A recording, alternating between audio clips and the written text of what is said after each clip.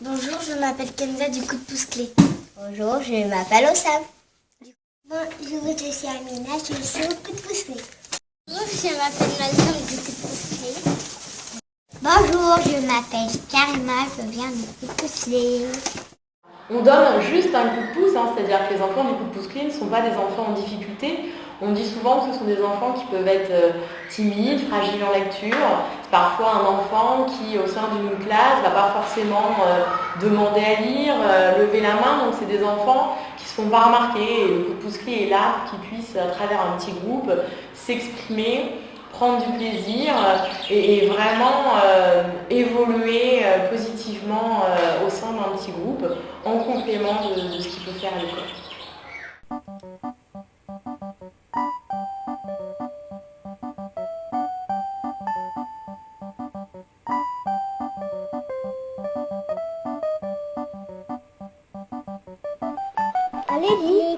Les coccinelles se reproduisent en grande quantité.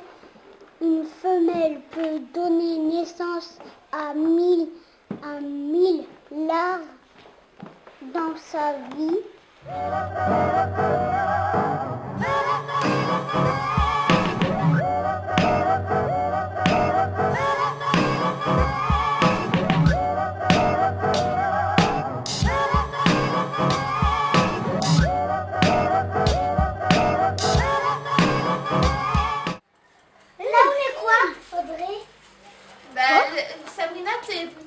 T'étais bien, et Alissa, alors là, mais tu brûlais, mais... Faut qu'on aille où on va. C'est ça? Ah bah non, c'est pas ça, mais Sabrina, tu brûles. Hein. Il va peut-être falloir... Ah, voilà. Et là, le dernier, c'est Sabrina la plus près. Ok, allez Ray, tous ensemble au binôme. 1, 2, 3. C'est vraiment une petite tribu. Parfois, on a l'impression que c'est des clubs un peu fermés, c'est-à-dire qu'il y a des enfants, ils parlent pas du tout avec leurs parents parce qu'ils font du pouce-clé, même des fois à la maîtresse. On a l'impression que c'est un petit club privé, un petit cocon, on sait pas trop ce qui s'y passe, c'est un petit peu chasse-gardée. Et puis parfois, il y a des enfants qui en parlent à tout le monde en cours de récréation, ça crée des petites jalousies, parce que tous les enfants veulent aller au pouce-clé. Mais c'est vrai que on sent un fort lien entre les enfants, leur animateur et puis les parents. Bonjour, je m'appelle Bruno, je suis au club Buffon 1. Je m'appelle Noël, je suis au club Buffon 1. Bonjour, je m'appelle Medine, je suis dans le club Buffon 1. Bonjour, je m'appelle Taïra, je suis au club Buffon 1. Je m'appelle Atma, je suis dans le club Buffon 1. Je m'appelle Karine, donc ça fait 3 ans que je travaille à l'école Buchelet dans le cadre du coup de pouce-clé. Seul, vous essayez de relire les mots et de refaire votre carte. Ok. D'accord? C'est pas Jupe, un short, une chemise, un pantalon, une écharpe, un manteau. Les jeux de lecture, c'est vraiment un enrichissement personnel au niveau de leur vocabulaire. Et d'ailleurs, on a notre rose des vents où on met tous nos mots du jour. Et quand on fait les jeux, justement, ils viennent spontanément, ils se servent de tout ce qu'il y a dans la salle pour apprendre un maximum, pour mettre des petits mots dans leur boîte à mots, comme je dis, dans leur mémoire. Donc c'est important au niveau du capital mot, du vocabulaire, c'est important.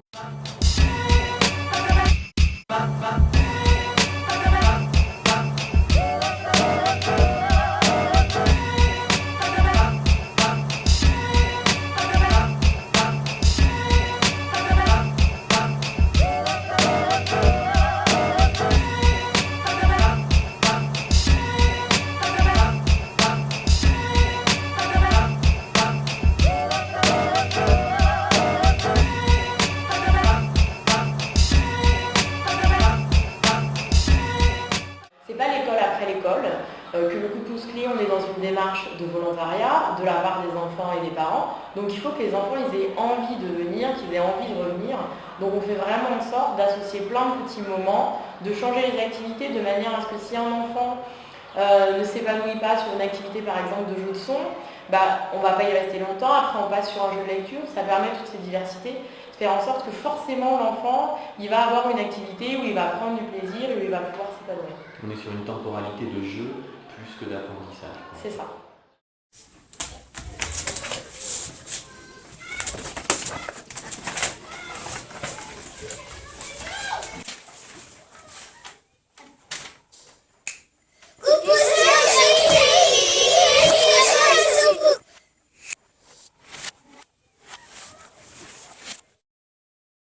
Donc, notre histoire s'appelle Paillasse l'épouvantail.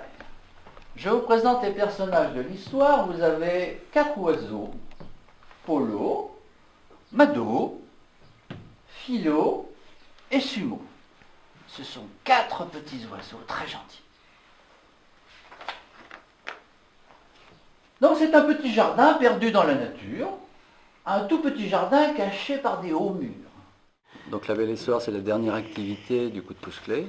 Donc c'est une activité qui est très attendue par les enfants puisque justement on passe au côté ludique, enfin vraiment ludique, puisque là on va raconter l'histoire. Et donc ce qui est intéressant, c'est de faire vivre cette histoire. Bon, on la lit l'histoire, mais on va essayer de les captiver avec un côté théâtral, un côté acteur. On va essayer de faire vivre cette histoire.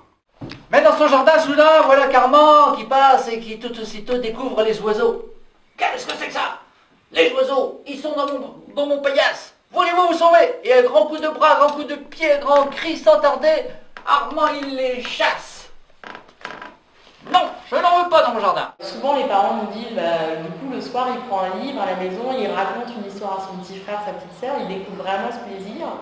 On essaye aussi de donner envie aux parents de raconter, de lire une histoire à leur enfant, qu'elle soit courte, longue, dans leur langue d'origine, parce que voilà, après on peut aussi écouter une histoire, même si on ne comprend pas la langue, parce qu'il y a plein de choses qui passent par la parole, par les images.